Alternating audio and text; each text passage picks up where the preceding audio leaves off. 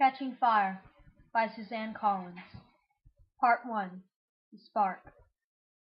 Chapter 1. I clasp the flask between my hands, even though the warmth from the tea has long since leached into the frozen air. My muscles are clenched tight against the cold. If a pack of wild dogs were to appear at this moment, the odds of scaling a tree before they attacked are not in my favor. I should get up, move around, and work the stiffness from my limbs. But instead I sit, as motionless as the rock beneath me, while the dawn begins to lighten the woods. I can't fight the sun. I can only watch helplessly as it drags me into a day I've been dreading for months. By noon, they will all be at my new house in the Victor's village. The reporters, the camera crews, even Effie Trinket, my old escort, will have made their way to District 12 from the capital. I wonder if Effie will be wearing that silly pink wig, or if she'll be sporting some other unnatural color, especially for the victory tour. There will be others waiting too. A staff to cater to my every need on the long train trip. A prep team to beautify me for public appearances. My stylist and friend, Senna, who designed the gorgeous outfits that first made the audience take notice of me in the Hunger Games. If it were up to me, I would try to forget the Hunger Games entirely, never speak of them, pretend they were nothing but a bad dream. But the victory tour makes that impossible. Strategically placed almost midway between the annual games, it is the capital's way of keeping the horror fresh and immediate. Not only are we in the districts forced to remember the iron grip of the capital's power each year, we're forced to celebrate it. And this year, I am one of the stars of the show. I will have to travel from district to district, to stand before the cheering crowds who secretly loathe me, to look down into the faces of the families whose children I have killed. The sun persists in rising, so I make myself stand. All my joints complain, and my left leg has been asleep for so long that it takes several minutes of pacing to bring the feeling back into it. I've been in the woods 3 hours, but as I've made no real attempt at hunting, I have nothing to show for it. It doesn't matter for my mother and little sister Prim anymore. They can afford to buy butcher meat in town, although none of us likes it any better than fresh game. But my best friend, Gale Hawthorne, and his family will be depending on today's haul, and I can't let them down. I start the hour-and-a-half trek it will take to cover our snare line. Back when we were in school, we had time in the afternoons to check the line and hunt and gather and still get back to trade in town. But now that Gale has gone to work in the coal mines, and I have nothing to do all day, I've taken over the job. By this time, Gale will have clocked in at the mines, taking the stomach-churning elevator ride into the depths of the earth, and be pounding away at a coal seam. I know what it's like down there. Every year in school, as part of our training, my class has to tour the mines. When I was little, it was just unpleasant. The claustrophobic tunnels, foul air, suffocating darkness on all sides. But after my father and several other miners were killed in an explosion, I could barely force myself onto that elevator. The annual trip became an enormous source of anxiety. Twice I made myself so sick in anticipation of it that my mother kept me home because she thought I had contracted the flu. I think of Gale, who is only really alive in the woods, with fresh air and sunlight and clean flowing water. I don't know how he stands it. Well, yes, I do. He stands it because it's a way to feed his mother and 2 younger brothers and sister. And here I am with buckets of money, far more than enough to feed both our families now, and he won't take a single coin. It's even hard for him to let me bring in meat, although he'd surely have kept my mother and Prim supplied if I had been killed in the games. I tell him he's doing me a favor, that it drives me nuts to sit around all day. Even so, I never drop the game off while he's at home, which is easy since he works 12 hours a day. The only time I really get to see Gale now is on Sundays, where we meet up in the woods to hunt together. It's still the best day of the week, but it's not like it used to be before, when we could tell each other everything. The games have spoiled even that. I keep hoping that as time passes, we'll regain the ease between us, but part of me knows it's futile. There's no going back. I get a good haul from the traps. 8 rabbits, 2 squirrels, and a beaver that swam into a wire contraption Gale designed himself. He's something of a whiz with snares, rigging them to bent saplings so they pull the kill out of the reach of predators, balancing logs on delicate stick triggers, weaving inescapable baskets to capture fish. As I go along, carefully resetting each snare, I know I can never quite replicate his eye for balance, his instinct for where the prey will cross the path. It's more than experience, it's a natural gift.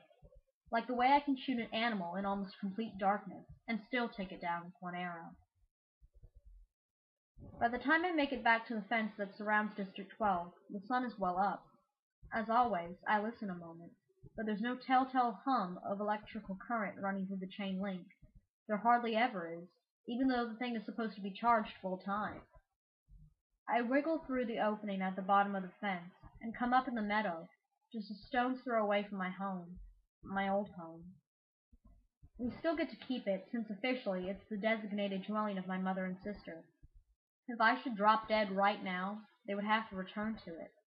But at present, they're both happily installed in the new house in the Victor's village, and I'm the only one who uses the squat little place where I was raised. To me, it's my real home.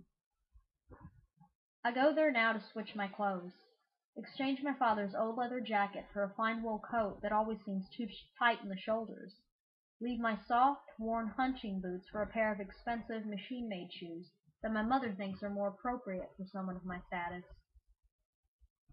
I've already stowed my bow and arrows in a hollow log in the woods. Although time is ticking away, I allow myself a few minutes to sit in the kitchen.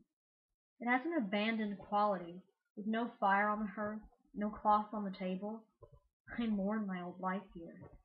We barely scraped by, but I knew where I fit in. I knew what my place was in the tightly interwoven fabric that was our life.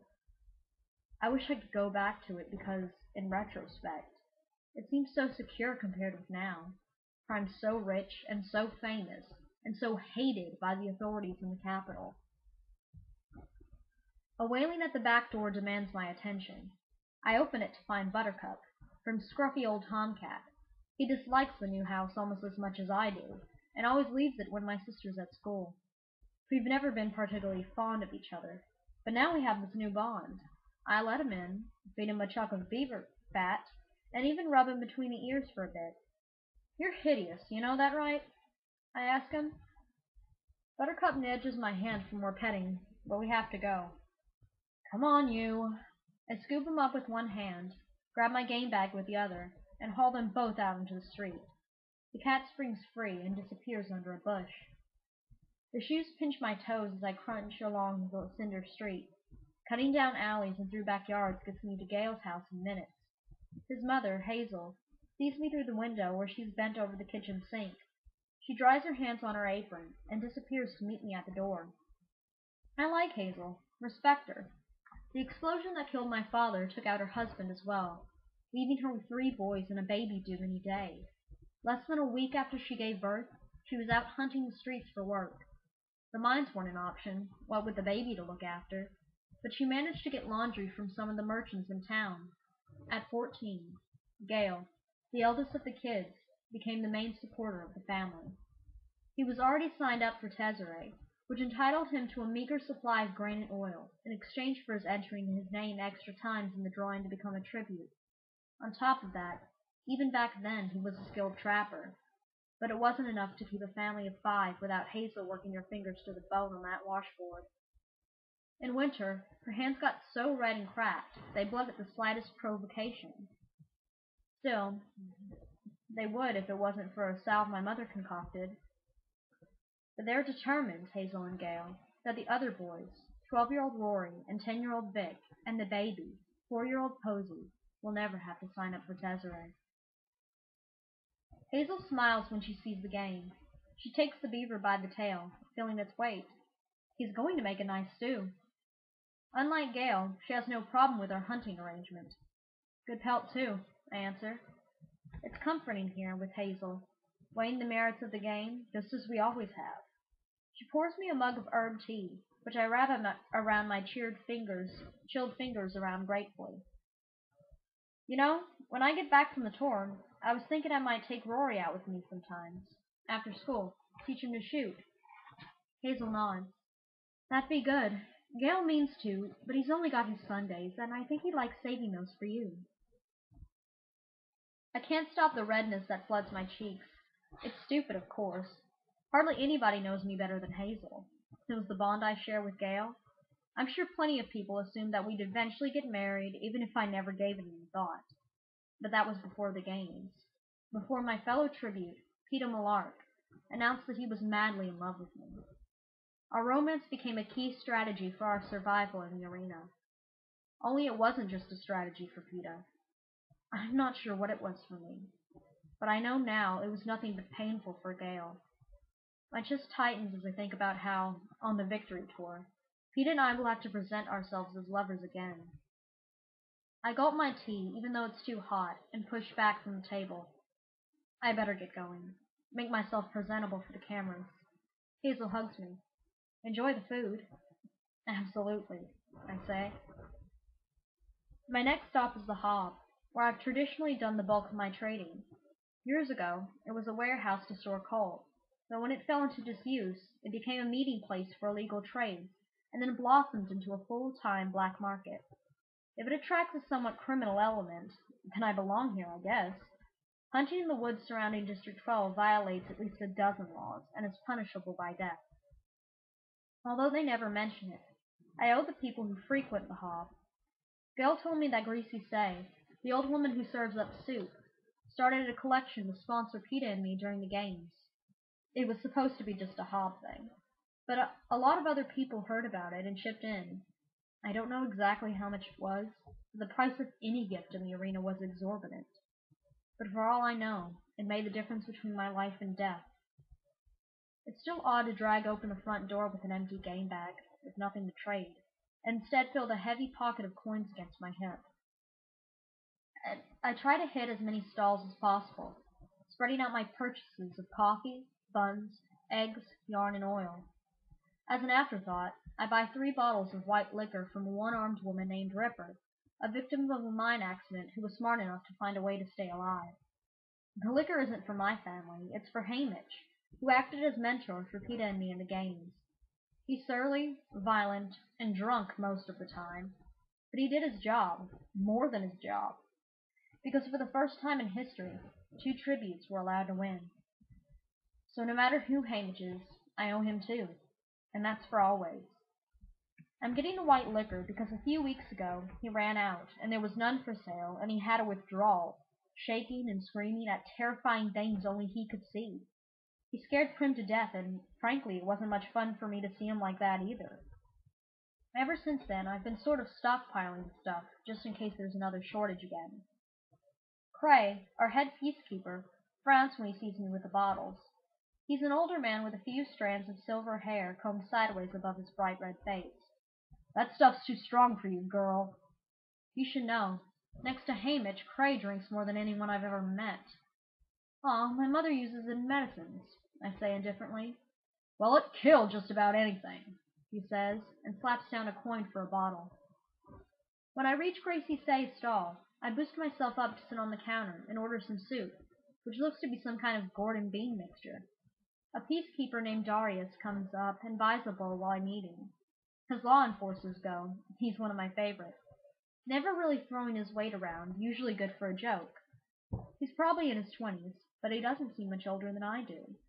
Something about his smile, his red hair that sticks out every which way, gives him a boyish quality. Aren't you supposed to be on a train? He asks me. They're collecting me at noon, I answer. Shouldn't you look better? He asks in a loud whisper. I can't help smiling at his teasing, in spite of my mood. Maybe a ribbon in your hair or something. He flicks my braid with his hand, and I brush him away. Don't worry, by the time they get through with me, I'll be unrecognizable, I say. Good, he says. I'd show a little respect, a little district pride for a change, Miss Everdeen, He shakes his head at Greasy Say in mock disapproval, and walks off to join his friends. I want that bowl back, Greasy Say calls after him, but since she's laughing, she doesn't sound particularly stern. Gale going to see you off? She asks me.